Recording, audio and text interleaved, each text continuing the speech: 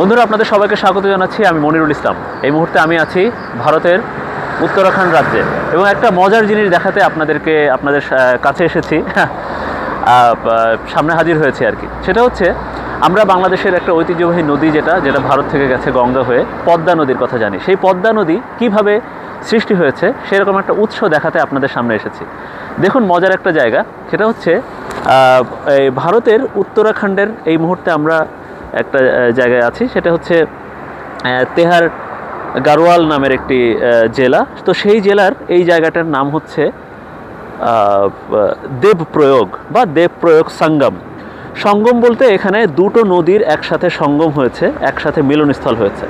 একটা হচ্ছে অলকানন্দ নদী, যেটা ভারতের সন্তপথ নামে বিশাল এক পাহাড়ি অঞ্চল বা পাহাড়ের মধ্যে থেকে যে নদীটার উৎপত্তি, এবং এই অলকানন্দ নদীর সাথে আরও এরকম 3 থেকে 4টা নদী বা আরও বেশ কয়েকটি খালেরও সংযোগ ঘটেছে।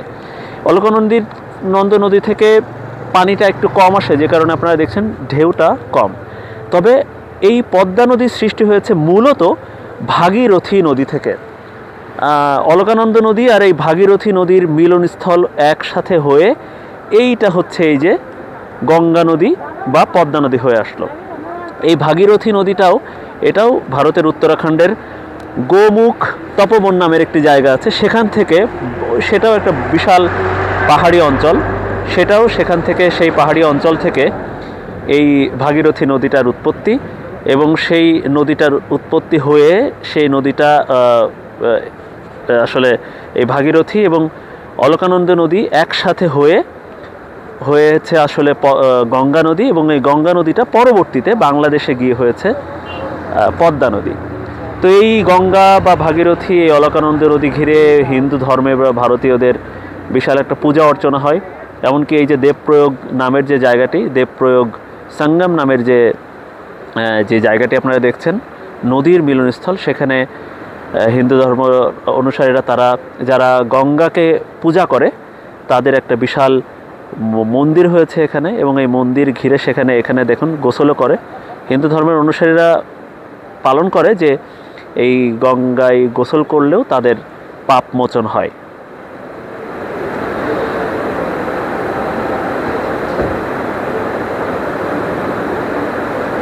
ভারতের বিভিন্ন জায়গা থেকে বা বিশ্বের বিভিন্ন জায়গা থেকে হিন্দু ধর্মের অনুসারীরা তারা এখানে আসেন, এটা দেখতে আসেন, তারা পূজা অর্চনা করতে আসেন। আমাদেরও সাথে আমাদের এই যে এক ট্রেকে আসছিলাম, আমরা ট্রেকে এসে পরিচয় হয়েছে অক্ষয়ের কাছে। আমরা একটু জানতে চাইবো যে এই যে গঙ্গা নদী বা তাদের কাছে মা গঙ্গা, এই এবং তারা যেটা দেখার পরে তাদের অনুভূতি, এবং এটা নিয়েও। Ganga has a very significant place in Hinduism. So it's a very surreal experience just to be here, just to look at these two rivers combining into Ganga. So every Hindu wants to touch Mother Ganga in some sense. So I was glad enough to witness this twice. So that's what makes this place special, Uttarakhand. That's why they call it a Devbhumi. Okay. So I think this is where the journey starts, and it goes all the way up to Uttar Pradesh and all those places where people go for Ganga Snan and all those things. I couldn't do a Ganga Snan, but just by witnessing this and just by presenting this to my parents, they were happy. So we are really glad that we could see this.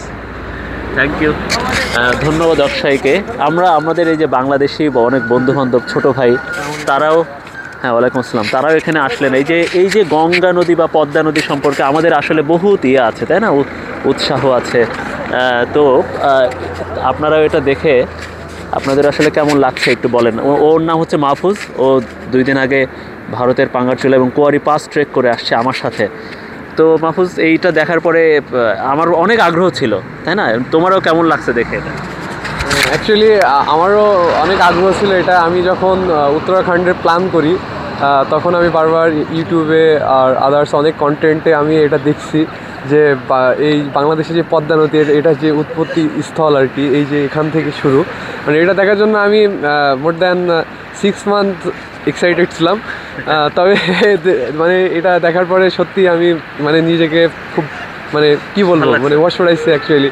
মানে এটা ভালো লাগা তো obviously ভালো তো লাগছে, কিন্তু আমি অনেক লাকি পারসন। তো আসলে এই ছিল দেবপ্রয়োগ নামের যে জায়গা, অর্থাৎ অলকানন্দ নদী এবং গঙ্গা নদী বা ভাগীরথী নদী এক হয়ে যে নদীটা তৈরি হয়েছে, অর্থাৎ সেই গঙ্গা, এবং বাংলাদেশে আসলে সেই পদ্মা। তো এই হচ্ছে আসলে নদীটার স্থল। আমরা এখানে আসার পথে এই অলকানন্দা নদী বা হচ্ছে ভাগীরথী নদীর উপরেও বেশ কয়েকটা ড্যাম দেখছি, বাঁধ দেখছি, যে কারণে আসলে পদ্মায় যাওয়ার পরে এই পানির ফ্লোটা যেখানে যেটা দেখা যায়, বাংলাদেশে যাওয়ার পরে সেই ফ্লোটা আসলে সেরকম থাকে না। তো এতক্ষণ সবাই এই ভিডিওটা দেখার জন্য অনেক ধন্যবাদ সবাইকে, ভালো থাকবেন।